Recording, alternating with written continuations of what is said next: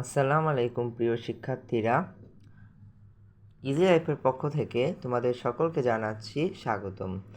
আজকে তোমরা দেখতে পারবে যে কিভাবে সহজেই 12 নামতা লেখা যায়। আমরা স্টুডেন্টরা অনেকেই আছি যারা নামতা মুখস্থ করতে পারি না বা আমরা এক্সামের সময় ঠিকমতো লিখতে পারি না। নামতা জীবনের প্রত্যেকটি ক্ষেত্রে মূলত ইউজ করা হয়। তো যারা মোটামুটি মুখস্থ করব তারা তো ভেরি গুড, আর যারা মুখস্থ করতে পারছি না বা এক্সামে নামতা এখন আমরা আটকে যাচ্ছি, তার জন্য মূলত এই ভিডিওটা। তো তোমরা দ্রুত এই ভিডিওটা দেখে শেয়ার করে দাও ফেসবুক গ্রুপে, আদার্স ক্লাসে। যদি ভালো লাগে তাহলে লাইক করে দিও এবং সাথে থেকো। এরকম অনেকগুলো ফ্রি ক্লাস করতে যুক্ত হও আমার চ্যানেলে এবং আমার সাথে থাকো। ফ্রি ক্লাসগুলো দেখতে চোখ রাখো আমার এই পেজে। তো চলো দেরি না করে শুরু করা যাক আমাদের আজকের ক্লাস নামতা। তো সর্বপ্রথম আমরা দেখব কিভাবে মুখস্থ না করেও নামতা লেখা যায়। তার জন্যে সবসময় আমরা দেখব যে এখানে যে হাতের ডান পাশে যে সংখ্যাগুলো থাকে, যেমন এটা হচ্ছে আমাদের হাতের বাম পাশের সংখ্যা, এটা হচ্ছে ডান পাশের সংখ্যা। তো আমরা একটা গুণ সিস্টেমে নামতাটা সমাধান করব। যেমন এই একের সাথে আমরা সবগুলোকে গুণ করব, তাহলেই কিন্তু উত্তর পেয়ে যাব আমরা। যেমন এই যে নামতাটা এখানে রয়েছে যে এক, এই একের সাথে আমরা যদি 12কে গুণ করি তাহলে হবে 12। চলো কীভাবে আমরা বুঝিয়ে দিচ্ছি সহজে। এই একের সাথে প্রথমে 2কে গুণ করব, তাহলে হবে 2 এককে 2। আবার আমরা একের সাথে যে এখানে যে সংখ্যাটা রয়েছে সেটাকে আমরা গুণ করব, তাহলে কীভাবে হবে, এককে 1। এই হয়ে গেল 12 এককে 12।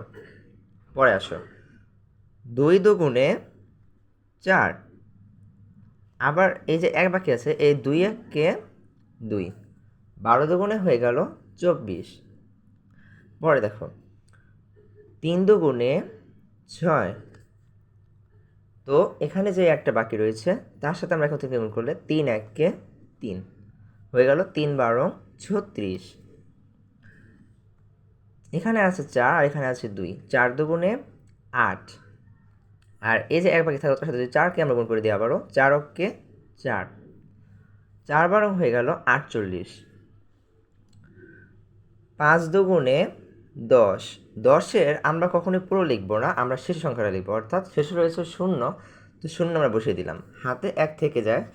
তো 5-এর সাথে 1 তো আমরা গুণ করবো এখন, 5 অক্কে হয়ে যাচ্ছে 5, কিন্তু এখানে 5 লিখব না, কারণ হাতে যেহেতু 1 আছে, তো সেই 1-এর সাথে 5-এর সাথে যদি আমরা 1কে যোগ করে দিই তাহলে হয়ে যায় 6। তো সেই 6টা সরাসরি এখানে বসিয়ে দিলাম, হয়ে গেল 5 12 60। 6-এর সাথে যদি আমরা 2কে গুণ করি, 6 দুগুণে হয় 12। 12-র ফুলটা এখানে বসানো যাবে না, যেহেতু 12 একটি বড় সংখ্যা। যেগুলো বড় সংখ্যা হয় আমরা ফুলটা কখনোই বসাতে পারি না, সেটার হাফটা আমরা বসাতেই পারি। কিছু কিছু ক্ষেত্রে আমরা ফুলটা বসাতে পারি, যাকে। তো এখানে কিন্তু অবশ্যই 12-র লাস্টের সংখ্যাটা হচ্ছে 2, তো 2 বসবে। 2 বসে গেল, থাকলো হচ্ছে 1 হাতে। তো 6 অক্ষে হচ্ছে 6, আর যে ভাগে ছিল সে 6-এর সাথে 1 যোগ করলে হয়ে যাচ্ছে 7, তাহলে 6 12 হয়ে যাচ্ছে 72। 7 দুগুণে 14, 14-র 4, হাতে থাকলো 1, 7 অক্ষে 7, আর এই 1-এর সাথে যোগ করলে হয়ে যাচ্ছে 8, 7 12 হয়ে যাচ্ছে 84। এখন 8 দুগুণে 16, 16 হচ্ছে 6, হাতে থাকে 1, 8 অক্ষে 8, আর ওই যে 1 বাকি ছিল সেটা যোগ করলে হয়ে যাচ্ছে 9, তাহলে 8 12 হয়ে যাচ্ছে 96। 9 দুগুণে 18, 18 8, হাতে থেকে যায় কিন্তু এখনও 1।